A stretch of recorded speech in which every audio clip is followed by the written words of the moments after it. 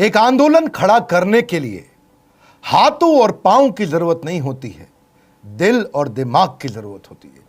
You don't need hands and legs to drive your organization, you need head and heart to drive your organization.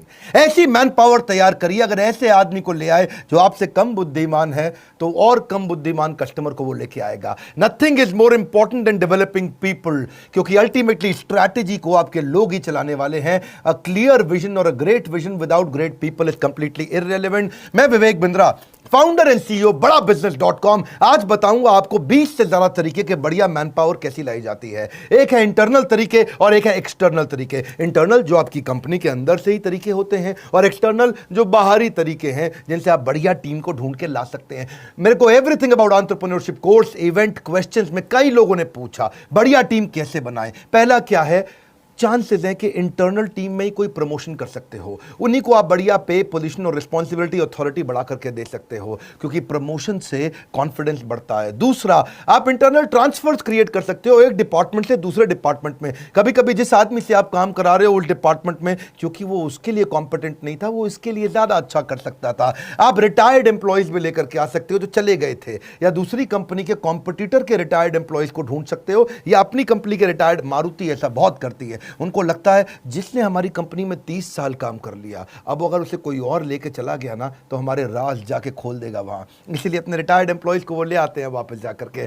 C, you need to have collaborative hiring process. Steve Jobs कहते थे collaborative मतलब मिली जुली अंदर पूरी team के साथ में। एक और तरीका क्या है, अपग्रेड कर दें, कुछ लोगों को अपग्रेड कर दें, उसकी डेजिग्नेशन ना बढ़ाएं लेकिन उसकी रिस्पॉन्सिबिलिटी बढ़ा दें और उसका थोड़ा तनख्वाह भी बढ़ा दें, अथॉरिटी बढ़ाए बिना। देखिए, recruitment should be viewed as the most important, as important as sales, highly critical। आपके लिए सेल्स इंपॉर्टेंट है, उतना ही इंपॉर्टेंट है बढ़िया मैन पावर लेकर के आना। जितना पैसा इंपॉर्टेंट है उतना ही मैन पावर, क्योंकि acquiring the right talent is the most important key for growth. Hiring was, hiring is and hiring will be the most important part. मेरी अपनी ऑर्गेनाइजेशन में अच्छी लीडरशिप बनाने के लिए मैंने बहुत काम किया है। आज मैं अपने ऑफिस नहीं जाता, इसलिए नहीं कि कोरोना क्राइसिस है या लॉकडाउन है। पिछले 1 साल से मैं मुश्किल से अपने ऑफिस 6 बार गया हूंगा, क्योंकि बढ़िया टीम तैयार करी है। और मेरा 5वां पॉइंट है, train your man power.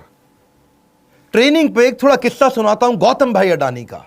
Gautam भाई अडानी गुजराती सब जानते हैं। एक बार उसकी कंपनी में हेजिंग की गलती हो जाने के कारण टाइमली ना करने से 50 करोड़ का नुकसान कर दिया एक सीनियर एम्प्लॉय ने। सीईओ बहुत नाराज हो गया था, इसने 50 करोड़ का नुकसान कर दिया। वो उसको निकालने की तैयारी कर चुका था।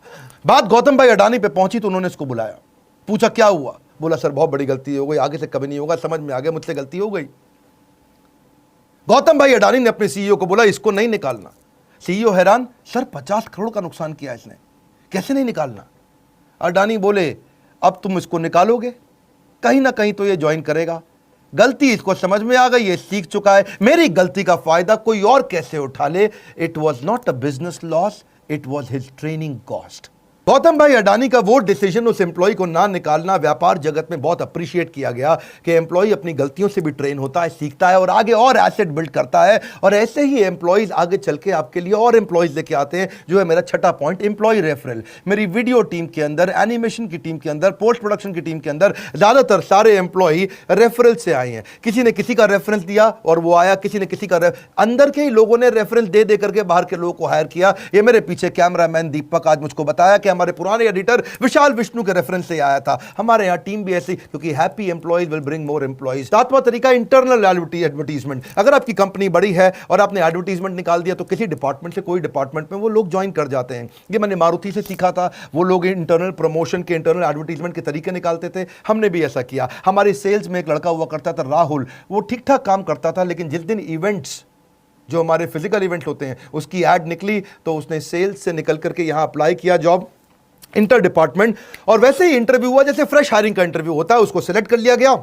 जब से वो इवेंट्स में आया बहुत अच्छा काम करने लगा। Smartest business decisions you can make is to hire qualified people. बढ़िया आदमी को लेके आना आपके बिजनेस का सबसे अच्छा डिसीजन होता है। याद रखिए, सस्ता आदमी बाद में ज्यादा महंगा पड़ता है, वो कॉस्टली पड़ता है, डिसरप्टिव पड़ता है और टाइम बहुत वेस्ट कर जाता है। इसीलिए ये सबसे महंगी गलती होती है, गलत आदमी को लाना। रिक्रूटमेंट मुश्किल है, मैं मानता हूं, ये इतनी मुश्किल है कि जैसे खेत के अंदर सुई ढूंढना। खेत में सुई कैसे ढूंढोगे, क्योंकि ये है इतना इंपॉर्टेंट काम।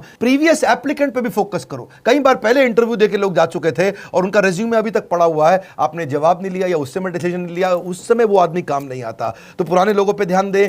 और अगर आपकी बड़ी ऑर्गेनाइजेशन है और आपकी ऑर्गेनाइजेशन में किसी एम्प्लॉय का देहांत हो गया है तो उसकी पत्नी, उसका बच्चा या उसके पिता को भी आप नौकरी का अवसर दे सकते हो, क्योंकि आप जब फाइनेंशियली इन्वेस्ट करते हो ना लोगों के अंदर, तो वो आपकी कंपनी में इमोशनल इन्वेस्टमेंट करना शुरू कर देते हैं, याद रखिएगा। एंड ऑल्सो ये भी है कि किसी गलत आदमी को, don't hire people who are coming for salary, hire people who are coming for the love of the job. ऐसे लोग जो काम को प्रेम करते हो। फिर आप कुछ ट्रेनीज भी लेके आ सकते हो, मैनेजमेंट ट्रेनी, उनको ही एब्जॉर्ब कर लो, क्योंकि मैनेजमेंट ट्रेनी भी क्या है, अगर आपने the competition to hire will going to increase.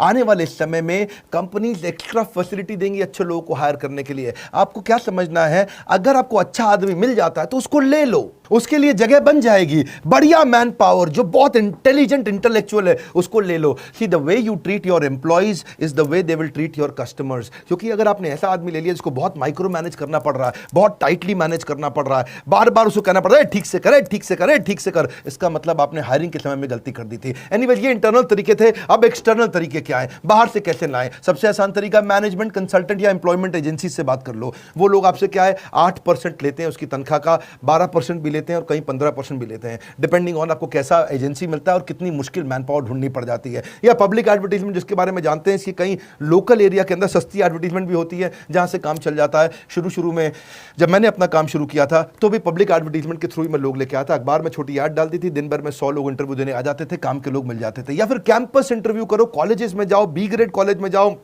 वहां से आप बी ग्रेड कॉलेज का ए ग्रेड आदमी उठा के ले आओ, सस्ता पड़ता है आपको। ए ग्रेड कॉलेज से बी ग्रेड आदमी लेना भी महंगा पड़ता है, यानी कि आईएम में जाओगे वहां पे ए ग्रेड कॉलेज तो है लेकिन उनका बी ग्रेड आदमी भी बहुत महंगा पड़ेगा। आप किसी बी ग्रेड कॉलेज में जाओ, उनका ए ग्रेड आदमी लेके आओ, आपको सस्ता मिल जाएगा। ढूंढिए इस तरह से आप कैरेक्टर को हायर करो, स्किल उसको अपने आप ट्रेन कर दोगे। एटीट्यूड को हायर करो, एक्सपीरियंस आप उसको अपने आप दे दोगे। बढ़िया आदमी मिल जाए तो उसको ले लो। प्रोफेशनल एसोसिएशन में जाओ, बहुत सारी इंडियन मेडिकल एसोसिएशन भी हायरिंग कराने में मदद करती है, इंस्टीट्यूट ऑफ इंजीनियर्स भी है और कई ऐसी प्रोफेशनल एसोसिएशंस हैं जहां पे कहीं ना कहीं उनके पास रेज्यूमेज रहते हैं। हेड हंटिंग बड़ा अच्छा तरीका है, पांचवा तरीका, यानी कि अपने कंपटीशन को देखो।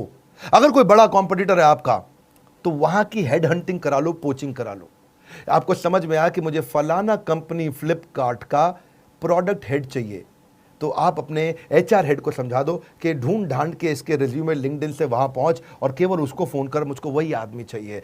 देखिए एक बात समझिए, बढ़िया तनख्वाह बढ़िया आदमी के लिए देनी पड़ जाती है आपको अगर आपको हेड हंटिंग करानी है। I don't pay good wages because I have lot of money. सुनिए मेरी बात को, मैं ज़्यादा तनख्वाह इसलिए नहीं देता क्योंकि मेरे पास पैसा ज़्यादा है, मेरे पास आज ज़्यादा पैसा इसलिए है क्योंकि मैंने ज़्यादा तनख्वाहें दी थी। इसका अर्थ क्या हुआ, अच्छे आदमी को अच्छी तनख्वाह दोगे वो आपको कमा करके देगा। ऐसा नहीं है कि आपके पास पैसा ज्यादा इसलिए ज्यादा तनख्वाह देते हो। देखिए अगर आप मूंगफली खिलाओगे तो बंदर अपने आप आ जाएंगे। रिक्रूटमेंट एक मार्केटिंग है, ये एक तरीका है। जैसे सेल्स एक मार्केटिंग होती है, ऐसे ही हायरिंग भी एक मार्केटिंग होती है। आपको अपनी कंपनी की तारीफ करनी पड़ती है, समझाना पड़ता है कितनी जबरदस्त ऑर्गेनाइजेशन है। अगर आप एचआर में हैं और आप मार्केटिंग की तरह नहीं सोचते हैं, सेल्स की तरह नहीं सोचते हैं, तो आप गलत प्रोफेशन के अंदर चले गए हैं। लेबर यूनियन भी वैसे छठा तरीका है जहां से आप हायरिंग कर सकते हो। नेपोटिज्म आजकल बहुत चलता है, अपने ही परिवार से लेकर के आओ। जैसे वो यादव परिवार है हमारे यूपी में, वहाँ सबके सब लोग इलेक्शन लड़ते हैं, वहाँ सबके सब आते हैं क्योंकि पूरा परिवार उनका फैल गया है। ऐसे ही फैमिली रन बिजनेस के अंदर भी होता है कि आप अपने ही परिवार में से कोई काम का आदमी ढूंढ करके उसको आगे बढ़ाते हो। Casual caller walk in outside the office advertisement से भी चलता है। जैसे अपने ऑफिस के जस्ट बाहर कुछ एडवर्टीजमेंट पोस्टर वगैरह लगा दिए। कुछ कॉल सेंटर्स में मैं देखता हूं अपने ऑफिस के बाहर बड़ा बोर्ड हमेशा लगा रहता है, यानी कि हर दिन कोई ना कोई कैजुअल कॉलर या वॉक इन आता रहता है, अपना सीवी देता रहता है और इंटरव्यू चलता ही रहता है। सोशल मीडिया और ई रिक्रूटमेंट पे कई बार मैंने देखा कुछ ऑर्गेनाइजेशन ध्यान नहीं देती हैं। अपने वेबसाइट पे करियर का क्लियर ऑप्शन दीजिए और सोशल मीडिया में बार बार बताइए, उससे आपको ई स्क्रीनिंग और ई रिक्रूटमेंट अच्छा तरीका है। फिर एक तरीका क्या है, एक्विजिशन एंड मर्जर। कोई अगर आपको ऐसी कंपनी दिख रही है जो कंटेंट बढ़िया बनाती है और आपको वहां के कुछ कंटेंट डेवलपर चाहिए, उसकी जगह कंपनी के मालिक से बात करिए, तेरी कंपनी में कितने आदमी हैं? बोले मेरी कंपनी में 25 आदमी हैं, मुझे सारे 25 आदमी दे दे, अपनी कंपनी बेच दे, मैं इनसे सबसे काम करा लूँगा। तो 25 के 25 आदमी पूरे इंटेलिजेंट, पूरे ट्रेंड आपको मिल गए।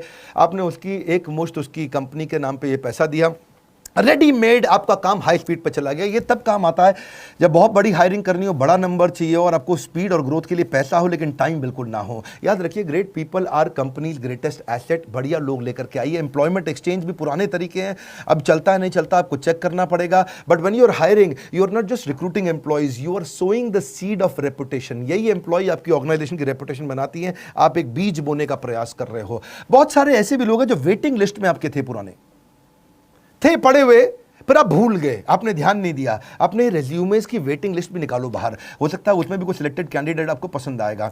मैंने इंटरनल की बात भी करी, एक्सटर्नल की बात भी करी। एक में 10 बताए, एक में 12 बताए। फायदे नुकसान समझ लीजिए। देखिए, इंटरनल मेथड में क्या है, आप अगर अपनी कंपनी के अंदर से लेते हो तो लोग बहुत मोटिवेटेड रहते हैं, उनकी लॉयल्टी और बढ़ जाती है। अरे लाला जी हम लोग को प्रमोट कर रहे हैं, ये नहीं कि बाहर से लेकर आ रहे। अच्छा लगता है उनको। ये थोड़ा क्विक भी है और कॉस्ट इफेक्टिव भी है, महंगा नहीं पड़ता है, सिंपल प्रोसेस है, रिलायबल है। लेकिन इंटरनल में नुकसान भी है छोटा सा, आप बढ़िया फ्रेश टैलेंट नहीं ला पाते। आपको कई बार फेवरेटिज्म देना पड़ता है। अरे ये तो हमारी जाति का है, इसको लगा देते हैं आगे, हा हा हा। ये क्या, कई बार फेवरेटिज्म भी आ जाता है और लिमिटेड स्कोप भी होता है, क्योंकि आपके पास वही 10 लोग हैं, उन्हीं में से आपको लेना है। बाहर से कई बार कॉन्फ्लिक्ट भी हो जाता है। आपने 10 में से एक को बढ़ाया तो बाकी 9 खुंदक खा गए। लाला जी का कुछ चक्कर है इसके साथ में, तो ये बड़ा गड़बड़ रहता है। एक्सटर्नल मेथड के भी फायदे नुकसान है। अगर आप बाहर से आदमी लेके आते हो, फायदा क्या है, थोड़ा फेयर और इम्पार्शियल है। आप बाहर से लेकर के आए हो, ढूंढ के लेके आए, थोड़ा ट्रांसपेरेंट है, फ्रेश नया टैलेंट आता है, नई इंटेलिजेंस भी आती है कंपनी में। स्कोप बहुत बड़ा है, क्योंकि अपनी स्कोप कैसे बड़ा है कि आप हजारों लोग हैं, हजारों में से 10 चुनने हैं आपने, और इससे ऑर्गेनाइजेशन ग्रो करता है। लेकिन नुकसान क्या है, इसमें जो अंदर बैठा है बेचारा वो टेंशन में आ जाता है, ये बाहर से लाए जा रहे हैं, हमारा नहीं ध्यान रख रहे।